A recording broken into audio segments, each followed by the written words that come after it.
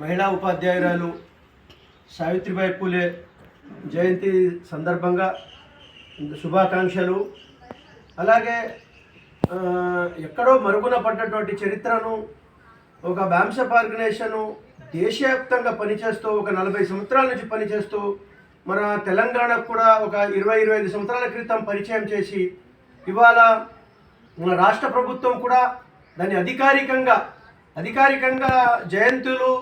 జయంతి ఉత్సవాలు చేయడానికి జీవో కూడా జారీ చేయడం జరిగింది. అలాగే ప్రభుత్వానికి కూడా జీవో తీసినందుకు సావిత్రిబాయి జయంతికు జీవో తీసినందుకు వారి ప్రభుత్వానికి కూడా ధన్యవాదాలు గుర్తించి ఇది చేసినందుకు. ఎందుకంటే తను ఎంత కష్టపడి ఇవాళ మహిళలకు చదువు అనేది తెచ్చిందో అది నిజమైన చరిత్ర కాబట్టి గుర్తించింది ప్రభుత్వం. ఇవాళ ప్రభుత్వానికి కూడా మరోసారి ధన్యవాదాలు తెలుపుకుంటూ జై భీమ్, జై మూల్ నివాసి, జై భారత్, జై సంవిధాన్. ఈరోజు